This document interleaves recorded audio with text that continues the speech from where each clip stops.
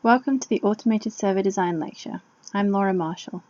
I'm going to be telling you about how geographic information systems within distance can be used to help you design your surveys and assess properties of different survey designs. For more information, I refer you to Chapter 7 of the Advanced Distance Sampling book.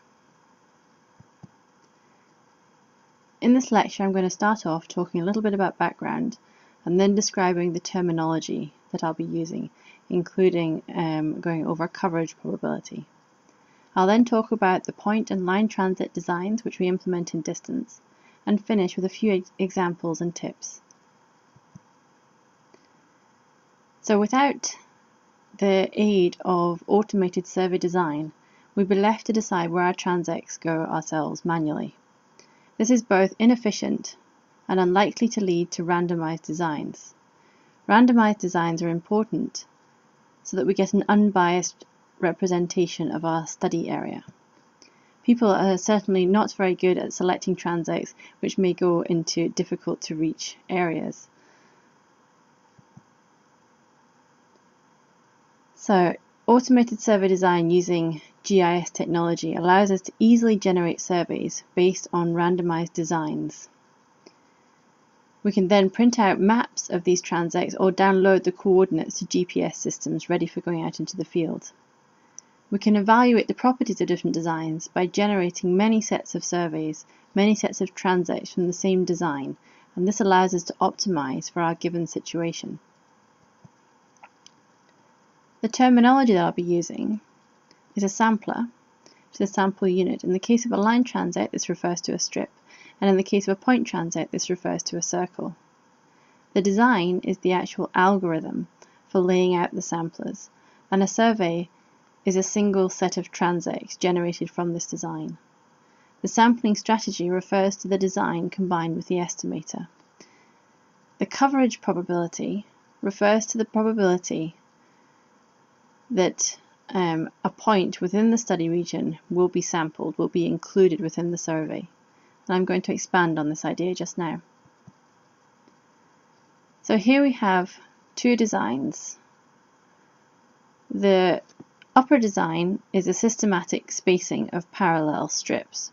The lower design is a block design where all sampled strips are adjacent to each other. Both of these in fact have uniform coverage probability, and I'll explain why. In the top example, if we take this random point P, we can see that if we generated lots of sets of surveys from this design, on average that point P would be included in the survey a third of the time. This would be the same no matter where we would randomly choose our point P to be, and because of that we see that we have uniform coverage probability. In the lower design, again, if we were to generate many sets of transects from this design, we would see on average this point P, and indeed any randomly chosen point P, would be included in the survey a third of the time. So for both of these designs, we would say they have uniform coverage probability. In this case, pi equals a third. However, one difference to notice between these two designs is that while the top design, the systematic spacing, gives even coverage for any given realization, the bottom design gives a very uneven coverage for any realization, and is only going to be representative of really of the block that we survey. Imagine that things are very different happening in the areas that we don't. Like, all the animals could be in this lower region or this upper region, and if we sample this middle block, we may well miss them. So which design do we choose? Well, we want to ensure that we have evenness of coverage within any given realization. This is important, especially when the density of animals varies throughout our study region. And we also want to make sure we have uniformity of coverage probability.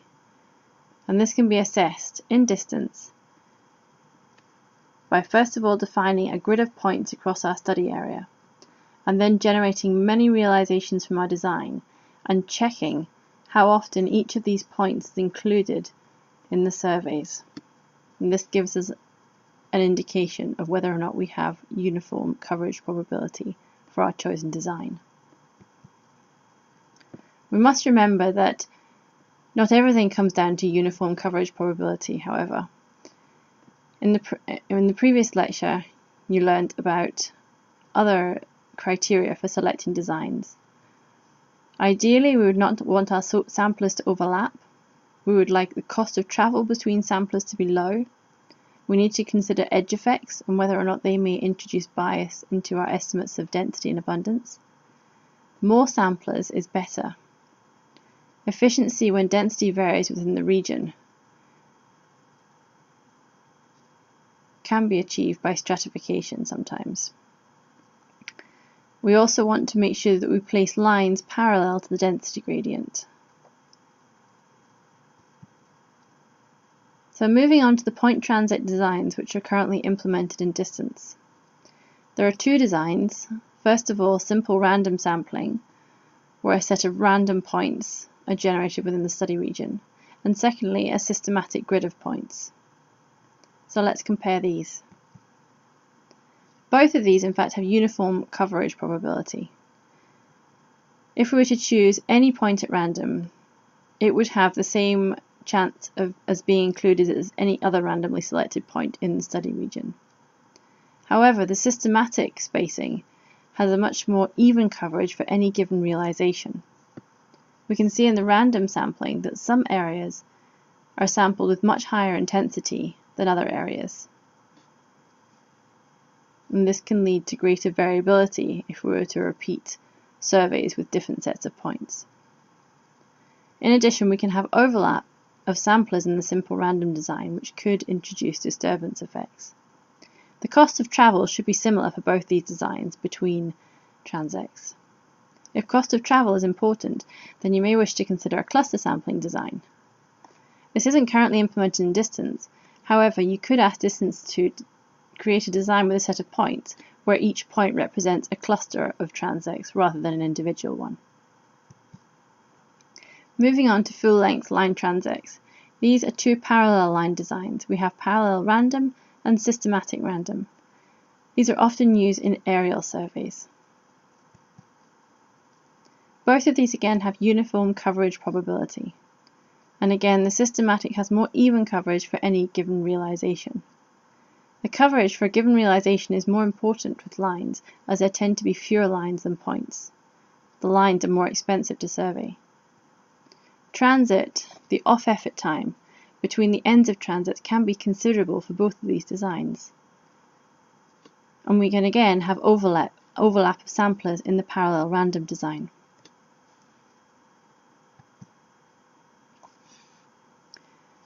There are two segmented line transit designs implemented in distance. The first one is a systematic segmented track line. So distance moves along a track line, allocating segments of on-effort and off-effort. And then it simply starts the new line where it finished off from the previous. The systematic segmented grid lines the segments up in a grid formation. Just quickly touching on edge effects.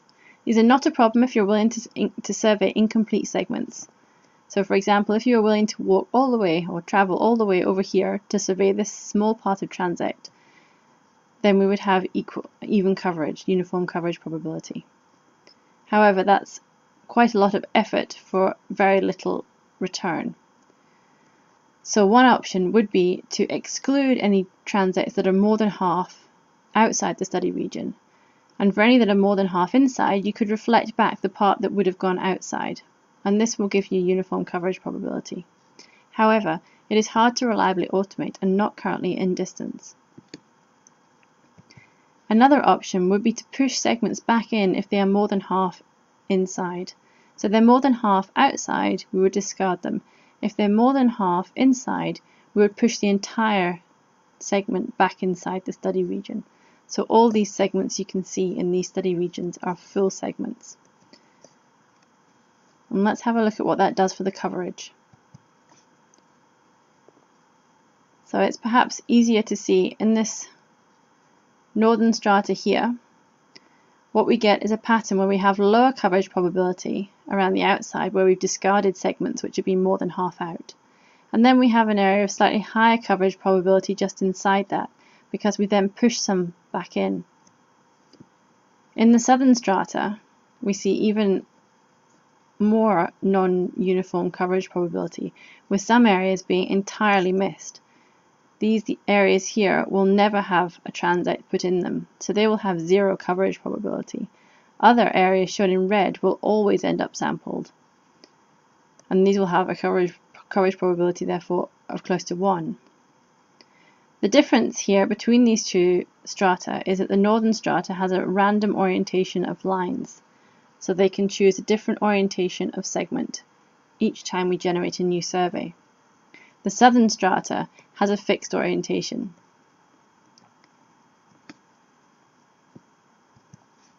So comparing these, the systematic segmented grid in the lower coverage probability here shows a more uniform coverage probability. And as I said, the random orientation of lines in the northern strata gives more uniform coverage probability than the fixed angle in the lower strata. In distance, you would type -1 under the angle in the effort allocation tab to achieve the changing direction of segments with each generation of transects. In the southern strata, if orientation is important, perhaps for a density gradient, consider reducing the size of the segments. They will then fit in these areas that were never sampled. The final type of line transect design in distance is the zigzag design. These are commonly used in shipboard surveys. The advantage of a systematic parallel is improved efficiency. However, the disadvantages include the fact that design is difficult in complex regions, and sometimes coverage probability may be uneven. If we take this non-convex survey region, there are two options for generating a zigzag design within it. We can either put a convex hull around it, which is like stretching an elastic band around the outside of the study region, or we can use a minimum bounding rectangle. If we use a minimum bounding rectangle, we can see that we get areas of off-effort transit between the ends of our transects. By generating instead our zigzags within the convex hull, we get much less off-effort transit time. We increase the efficiency of our survey design.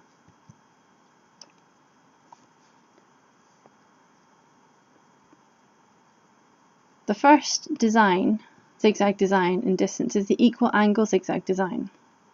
However, this does not give us even coverage when it is not generated within a rectangle. As the survey region gets narrower, the coverage probability gets higher.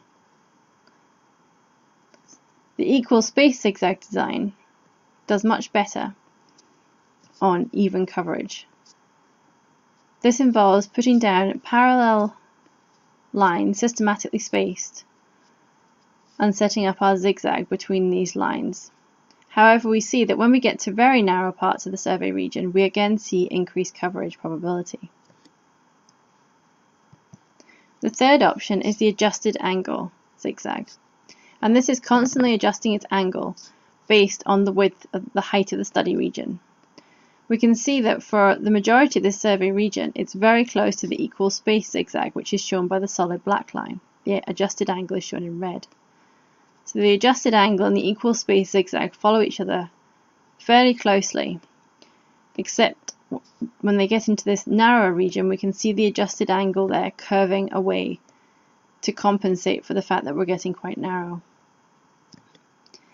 In practice, we'd approximate this curved path with a series of straight lines. However, often pilots or ship captains are not overly keen on following these type of transects, as it involves quite complex navigation. Here we can just demonstrate those coverage probabilities again. So our equal angle, where we bounce off each side of the survey region with the same angle, we can see with this dotted line here, gives us increasing coverage probability as we get narrower and narrower in our survey region. The equal spaced resets itself each time it bounces off the study region boundary until we get into the very narrow region, and then we can see the coverage probability starting to creep up again. The adjusted angle for this shape of study region stays constant, gives uniform coverage across. So a few further tips and examples just to finish. So even sometimes generating a zigzag design within a convex hull still leads to a lot of off-effort transit time between the end of one transit and the start of another. So one option to deal with this is to divide a region into suitable strata in order to increase efficiency. These can be ignored for analysis purposes and are just used to increase the efficiency of the design.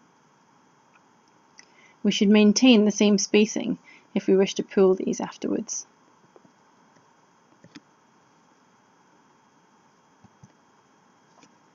This is an example from the Small Cetacean Survey, and this is in the North Sea.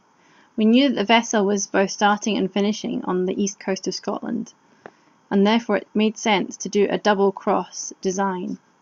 Rather than cross the survey region once doing a more narrowly spaced zigzag design and then transit all the way back off effort, we did one set of transit lines to cross the survey region in one direction, and then we could continue to survey on the way back on the second set of transit lines. This is an example of an aerial survey strata from the scan survey. One thing to consider when you're generating designs is that you need to ensure that you complete the entire set of transects. There may be unforeseeable weather conditions or other issues, perhaps with the plane or the ship, but you must be able to make sure that you complete the full set of transects. Otherwise, if you're likely to run out of time, then the transects towards the end of your survey are less likely to be sampled than the ones at the beginning, and this leads to uneven coverage probability. Another consideration when we're designing the transects for this strata, where quite often you would use parallel lines for aerial surveys, and this is so that the observers can have a rest in the off-effort transit time between each transect. However, we realized that this strata was too wide for the observers to be on effort for an entire crossing. Therefore, we decided to do a zigzag design and just allocate time periods of rest where they weren't observing and on effort periods when they were observing. So this essentially resulted in a segmented zigzag design.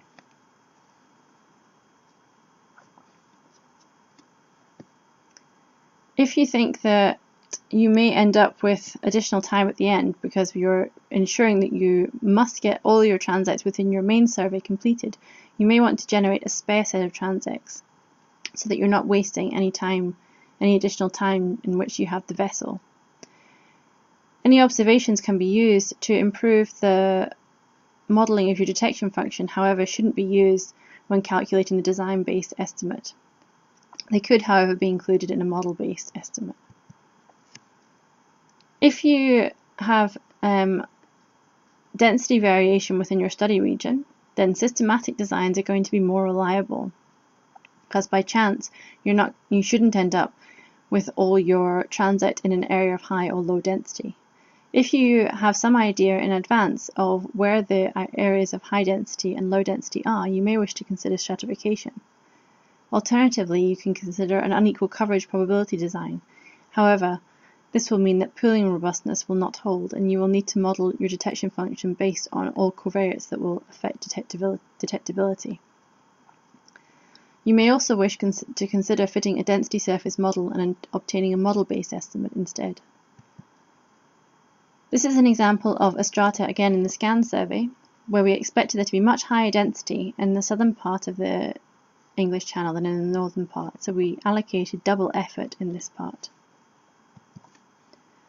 And this is a further example of allocating higher effort in these, which I think are reserves. This is for the monitoring the illegal killing of elephants in Central Africa. And here we see a nested point transit design, where the spacing in these regions is half that of in this outer yellow study region. So finally, I'm just going to recap on the main points. So distance can help you assess whether your design will give you uniform coverage probability by taking your design algorithm and generating many sets of transects and assessing over a grid of points whether or not each point has the same probability of being included in your survey. Systematic designs give more even coverage for any given survey, leading to a more reliable estimate of density and abundance, especially when density may vary throughout the region. Line transects are generally preferable to points. And while parallel designs give uniform coverage, zigzag designs tend to be more efficient and usually more practical. And remember, you can increase your efficiency in complex regions by dividing the study region into a set of more convex shapes. Lines should be placed parallel to the density gradient, or otherwise should be placed to maximize the number of samples. And that completes my lecture on automated survey design. Thank you for your attention.